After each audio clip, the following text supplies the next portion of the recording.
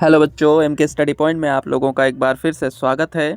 आज के इस वीडियो में हम लोग देखेंगे क्लास 12 सेमेस्टर 4 के 2026 का क्वेश्चन पेपर, जो कि आज ही अभी आप सभी बच्चे देकर आए हैं और बहुत ही अच्छा पेपर आया है। जो लोग थोड़ा कॉन्सेप्चुअल बेस पढ़ कर गए हैं, चैप्टर के अंडरस्टैंडिंग रखते थे, उनके लिए पेपर बहुत ही आसान, बहुत ही इजी था। इसीलिए आप जब अपनी पढ़ाई करें तो सबसे पहला एक काम है, आप क्वेश्चन आंसर बाद में करें, सबसे पहला काम है अपने पार्ट को, अपने चैप्टर को बहुत अच्छे तरीके से समझ लें। ठीक है, तो चलते हैं, देखते हैं हमारे क्वेश्चन पेपर में किस तरह के प्रश्न आए हुए हैं। तो सबसे पहले अगर हम लोग यहाँ पर ध्यान दें तो दे रखा है कि 2 अंकों के प्रश्न हैं। तो 8 प्रश्नों में से किन्हीं 4 प्रश्नों के उत्तर अनाधिक 30 शब्दों में देने हैं। यानी यहाँ पर आपको 30 शब्दों में देनी है, जो कि लगभग मैं भी पहले बता चुका हूँ, इससे पहले वीडियो में, एग्ज़ाम से पहले ही आपको इसके बारे में। और लिख रखा है 4 ही करने हैं। लेकिन यहाँ पर अगर आप ध्यान दें तो कविता का एक खंड है और कहानी का एक खंड है, काव्य खंड और गद्य खंड। 4-4 प्रश्न दोनों में दिए हुए हैं। दोनों खंड से आपको 2-2 प्रश्न करने हैं। देखो यहाँ पर बगल में ही लिख रखा है 4 प्रश्नों में से कोई 2 के उत्तर देने हैं। ठीक है, तो पहला प्रश्न है, यूँ मैं जिया और जीता हूँ क्योंकि यही सब तो है जीवन।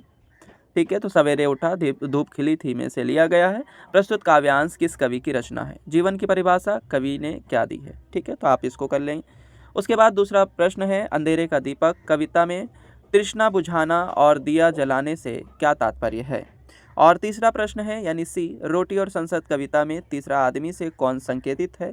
और फिर आपका चौथा प्रश्न है, श्रमिक वर्ग के लोगों का क्या सहजता से स्वीकार नहीं है?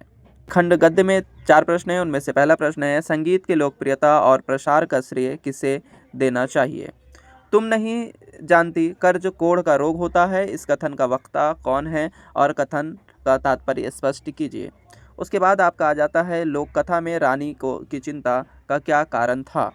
उसकी लोकप्रियता के शिखर का स्थान अचल है, उसकी से किसकी ओर संकेतित है? लोकप्रियता के शिखर का स्थान अचल होने का कारण क्या है? तो इस तरह से बहुत ही आसान सवाल यहाँ पर आए हुए थे 2 मार्क्स के लिए। अब चलते हैं हम लोग जो है देखते हैं कि हमारे 3 मार्क्स के जो प्रश्न वो किस तरह से आए थे। ठीक है स्टूडेंट्स, अगर यहाँ पर हम लोग देखें तो ये देख सकते हैं 3 मार्क्स के प्रश्न में लिख रखा है, 3 अंकों का प्रश्न है। कह रहा है कि 4 प्रश्नों में से किन्हीं 2 प्रश्नों के उत्तर देने हैं और 3 मार्क्स के लिए अधिक से अधिक 70 शब्दों का ही इस्तेमाल करना है। एक प्रश्न होगा यानी उस प्रश्न का 1+2 आपके मार्क्स मिलेंगे। तो पहला क्वेश्चन है, लोहा का स्वाद लोहार से मत पूछो, उस घोड़े से पूछो जिसके मुंह में लगाम है। प्रस्तुत पंक्ति के रचनाकार का नाम बताइए। लोहार तथा घोड़े को किसका प्रतीक माना गया है? तो यहाँ पर प्रश्न काफ़ी आसान आया है और लाइन के बेस पर ही आया है, तो आपको लाइन याद होनी चाहिए थी।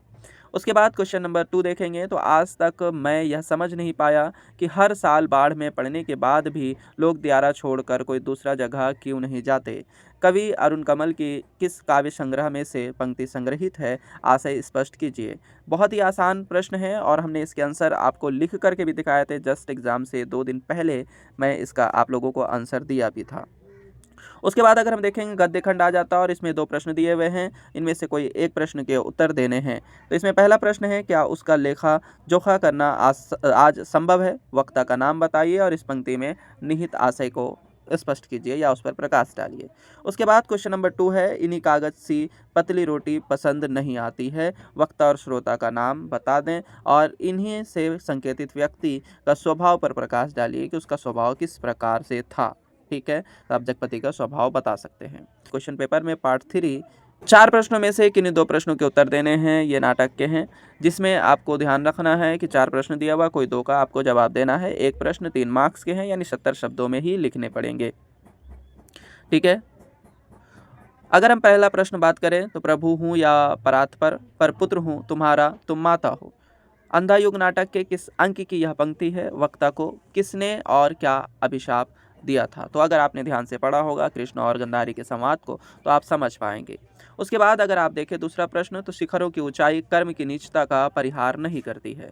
वक्ता का नाम बताइए और इस पंक्ति में निहित भाव को स्पष्ट कीजिए। ठीक है, क्वेश्चन नंबर 3 अगर देखें, मार नहीं पाता हूँ, बचा नहीं पाता हूँ, कर्म से पृथक हूँ, खोजा जाता हूँ क्रमशः, अर्थ अपने अस्तित्व का।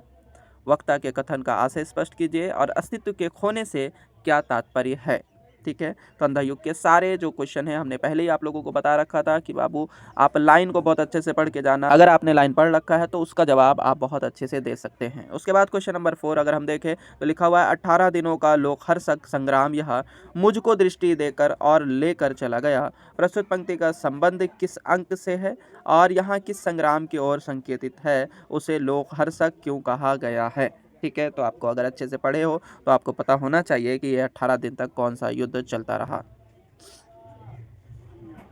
उसके बाद अगर हम देखें तो यहाँ पर देख सकते हैं कि चौथा नंबर पार्ट में 4 प्रश्नों में से किन्हीं 2 प्रश्नों के उत्तर देने हैं और इन प्रश्नों के जो शब्द होंगे वो 100 होने वाले हैं, यानी ये जो प्रश्न हैं ये 5 मार्क्स के प्रश्न हैं। ठीक है, तो आप यहाँ पर देखें तो 2 खंड दिए हुए, काव्य खंड और गद्य खंड दिए हुए हैं। काव्य खंड से 2 प्रश्न हैं। रोटी और संसद कविता में परिव्याप्त राजनीतिक व्यंग पर प्रकाश डालिए, ये हो गया डायरेक्ट वाले। और फिर ससंदर्भ व्याख्या कीजिए, जिसका हमने तरीका बता रखा था कि किस तरह से आपको इसके प्रश्न के उत्तर करने हैं, जो कि हमने कल ही वीडियो आपको डाला था एग्जाम से एक दिन पहले।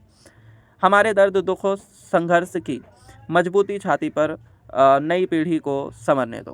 तो ये इसका आपको ससंदर्भ आलोचनात्मक व्याख्या कर देना है। किस तरह लिखना है इसके जो है वीडियो हमारे चैनल पे पहले से ही मौजूद है, आप उसे देख सकते हैं। उसके बाद आता है पाठ के अनुसार बताइए कि कुमार गंधर्व ने लता मंगेशकर की गायकी के किन दोषों का उल्लेख किया है। उसके बाद आता है तीसरा प्रश्न, चौथा प्रश्न, संदर्भ आलोचनात्मक व्याख्या कीजिए। इसमें भी वही है, पता नहीं कौन कौन से दर्द एक दूसरे से मिलकर तरह तरह के टीस, चटक और ऐठन पैदा करने लगते हैं। इसमें भी आपको संदर्भ, प्रसंग और व्याख्या के पैटर्न में आंसर देने हैं। उसके बाद अगर हम देखते हैं क्वेश्चन पेपर के सेक्शन 5 में, तो यहाँ होता है 2 प्रश्नों में से कोई एक प्रश्न का उत्तर देना है। ये नाटक से हैं।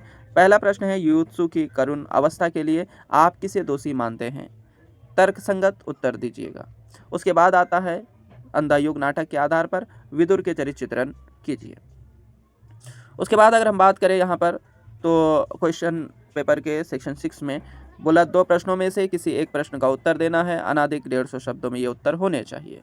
इसमें आपके रचना आ जाते हैं और इसमें बोला गया आधार कार्ड बनवाने की आवश्यकता को स्पष्ट करते हुए उसे बनवाने के लिए जनसेवा केंद्र अधिकारी को एक पत्र लिखना है। ठीक है, और दूसरा उसी पे प्रश्न है कि जो है कोलकाता में वर्षाकालीन भयंकर परिस्थितियों पर प्रकाश डालते हुए समाचार पत्र को प्रतिवेदन दीजिए। ठीक है, तो इस तरह से आपका पूरा जो है प्रश्न था 2026 में, जो कि क्लास 12 सेमेस्टर 4 में आया है। तो इसे आप अच्छे से देख लें, बहुत ही आसान और बहुत ही सरल है। बस आपको अपना जो पढ़ाई है वो चैप्टर के कॉन्सेप्चुअल बेसिस को कंप्लीट करते हुए ही करना पड़ेगा। ओके स्टूडेंट्स, आज के लिए इतना काफ़ी है। धन्यवाद।